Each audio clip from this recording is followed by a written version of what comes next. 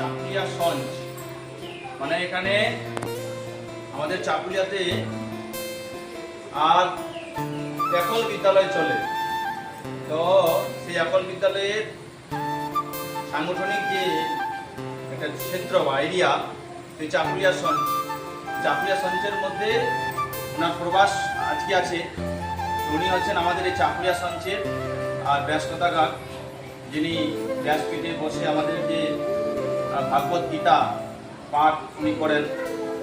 সেই গ্রামে গ্রামে গিয়ে যেখানে যেখানে আমাদের বিদ্যালয় গ্রাম আছে, তো আমাদের শ্রদ্ধেয় বিপ্লব মহারাজ, বিপ্লব দা, আমরা সৌভাগ্যবান যে ওনাকে আমরা পেয়েছি। ওনার মুখ থেকে আমরা কিছু আর বাণী এবং কিছু আমরা অনুপ্রেরণামূলক কাহিনী শুনবো, যেটা আমাদের জীবনে অনেক কিছু প্রেরণাদায়ী হবে।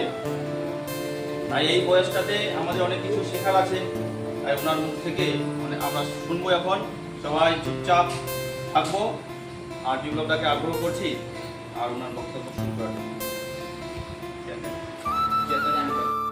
জয় শ্রীরাম। আমাদের পড়াশোনা কেমন চলছে? বাবা,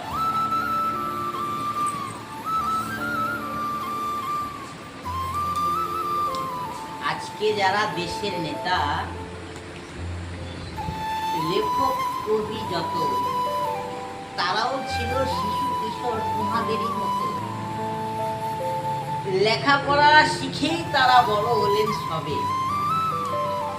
বিদ্যা ছাড়া জ্ঞানের বিকাশ কেমন করে হবে? লিখতে হবে, পড়তে হবে, জানতে হবে কত। একটা দুটা বই তো নয়, পড়বো শত শত। রাধে রাধে রাধে রাধে। না, গুরু বিনু ভব নিধি তরই না কই, ঝো বিরঞ্চি শঙ্কর সম কই। এটা তুলসীদাস গোস্বামীর রামচরিত মানসের লেখা। গুরু বিনু, গুরু ছাড়া সে যদি ব্রহ্মার মতন যদি জ্ঞানবানও হয়, আর সে যদি মহাদেবের মতনও যদি বড় হয়ে তেজস্বী হয়, তথাপি গুরু ছাড়া আমরা সেই গন্তব্যস্থলে পৌঁছাতে পারবো না। গুরু বিনু ভবনিধি তরই না কই। এই সংসার রূপী যে সমুদ্র, এই সমুদ্র হেলায় পার হতে গেলে গুরুর দরকার। তোমাদের সেই সুভাষিতটা মনে আছে, মুখস্থ আছে? অষ্টাদশ পুরাণেষু অষ্টাদশ পুরাণেষু বেশস্য বচন দয়াম পরোপকারায় পুণ্যায় পাপায় পরপীড়নম। অষ্টাদশ পুরাণেষু বেশস্য বচন দয়াম পরোপকারায় পুণ্যায় পাপায় পরপীড়নম। এর বাংলা অর্থ 18 খানি পুরাণের মধ্যে আমাদের অনেক পুরাণ আছে, তো যেরকম স্কন্দ পুরাণ, ব্রহ্মবৈবর্ত পুরাণ, শিব পুরাণ, মনসা পুরাণ, তাছাড়া বায়ু পুরাণ, অগ্নি পুরাণ, কূর্ম পুরাণ, বরাহ পুরাণ, শ্রীমদ ভাগবত মহাপুরাণ, ঠিক আছে না? 18 খানি পুরাণের মধ্যে ব্যাসদেবের মূল যেটা সার, পর উপকার পুণ্যায়। অন্যের উপকার করা কি? পুণ্য, না? অন্যের উপকার করা পুণ্য, আর অন্যের ক্ষতি করা হচ্ছে পাপ। প্রেম সে বলো রাধে রাধে রাধে রাধে। শ্রদ্ধাবান লভতে জ্ঞানম অথপর সংজিতেন্দ্রিয়।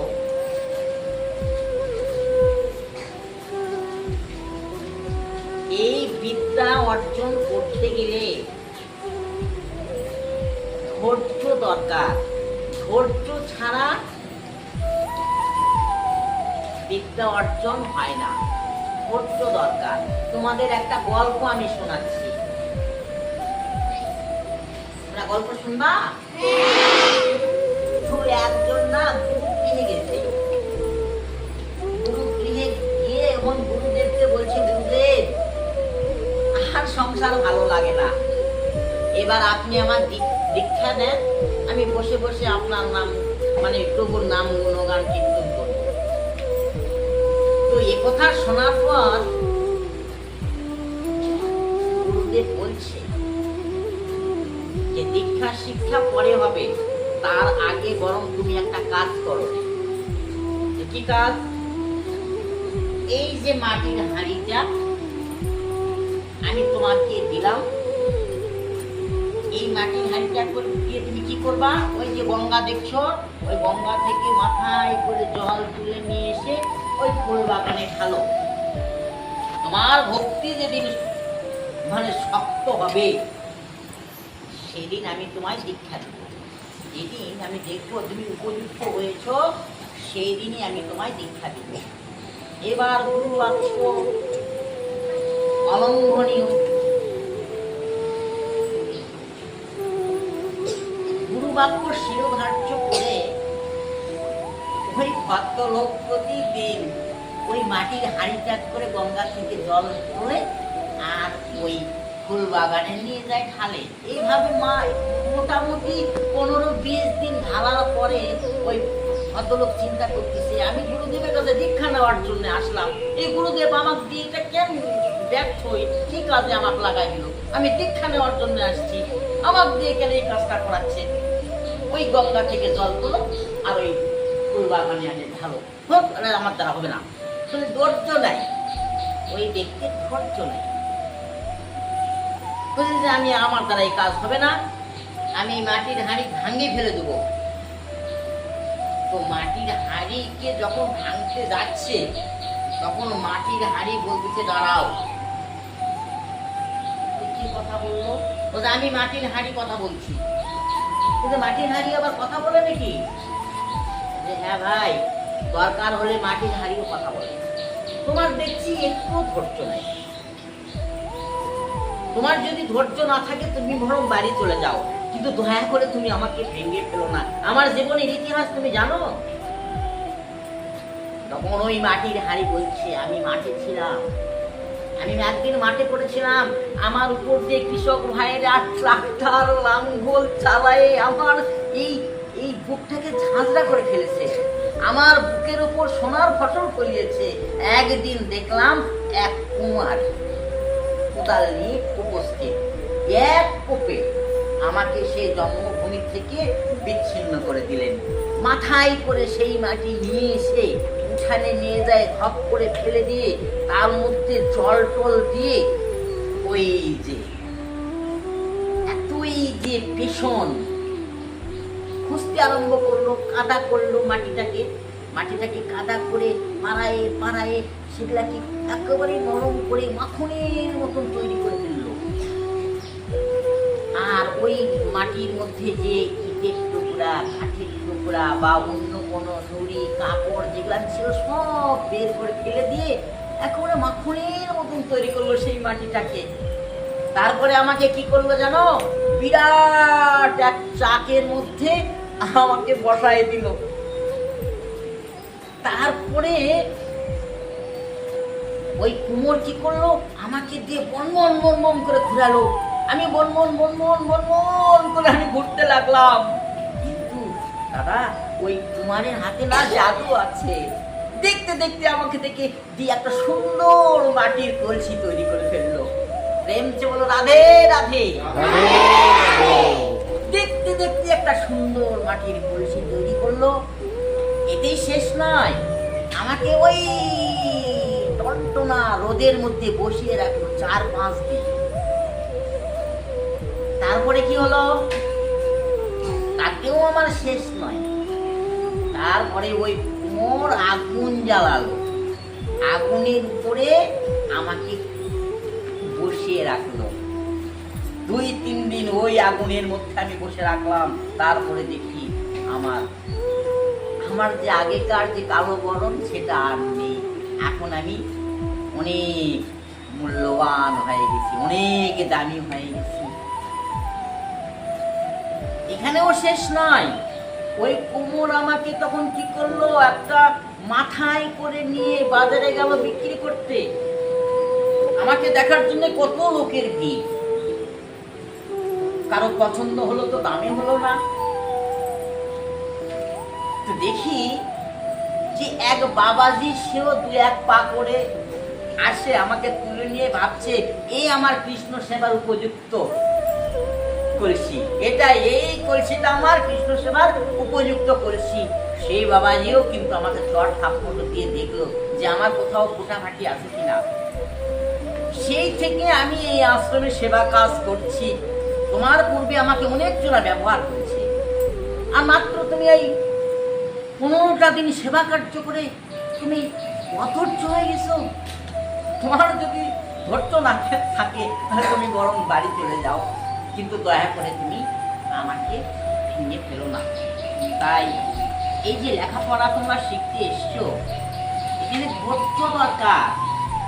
তোমাদেরকে দিয়ে ঠুকরে ঠুকরে আমরা এমন মূর্তি বানাবো, তোমরা পূজা পাবে, তোমরা দেশের হাল ধরবে, তোমরাই দেশের একদিন ভবিষ্যৎ হবে। তোমাদের পিছনে শত শত লোক দলে দলে ঘুরবে, তাই না? তাহলে মানুষের মতো মানুষ করতে হবে। আচার্যদের বকবেন, ভালোবাসবেন। যখন মূর্তিকারেরা যখন মূর্তি তৈরি করে, এই যে রাম মন্দিরের মূর্তিটা একজন তৈরি করলো না, বিরাট এক পাথর ছিল, সেই পাথরটা কি করলো, টুকরে টুকরে টুকরে টুকরে একটা রূপ দিল ঠাকুরের। আর টুকরে টুকরে চোখ বানালো, নাক বানালো, কান বানালো, হাত বানালো, পাও বানালো, তা না? তারপরে দেখো এখন 56 ভোগ পাচ্ছে। সেই রকম তোমাদের উপযুক্ত মানুষের মতন মানুষ করার জন্য এই যে তোমাদের আচার্য, এই যে দিদি ভাই, দাদা ভাই যেনারা আছেন, হ্যাঁ, এদের কথা তোমরা রাগ করবা না। যা যা তোমাদের উপদেশ দেয়, হ্যাঁ, সেই সব উপদেশ তোমরা বাড়িতে গিয়ে ঠিক ঠিক পালন করবে। কারণ ছাত্রায়ণ অধ্যয়ন তপ, তোমাদের কাছে অধ্যয়ন করাটাই তপস্যা। তোমাদের অন্য কোনো চিন্তা নাই, মাঠে ধান গাড়া হলো কি না হলো, বাজার হলো কি না হলো, ওটা কোনো ব্যাপার না। শুধু একটাই তপস্যা, কি পড়াশোনাটা করতে হবে। আজকে যারা দেশের নেতা, লেখক, কবি যত, তারাও ছিল শিশু কিশোর তোমাদেরই মতো। ওই লেখাপড়া করেই তারা সবাই বড় হয়েছে, তারাও একদিন মানুষের মতন মানুষ হয়েছে। তাই তোমরা প্রতিদিন নিয়মিত স্কুলে আসবা, আচার্যদের যা যা বলবেন সেই সব তোমরা ঠিক ঠিক পালন করবা। তো জয় শ্রীরাম, এই পর্যন্তই। হ্যাঁ।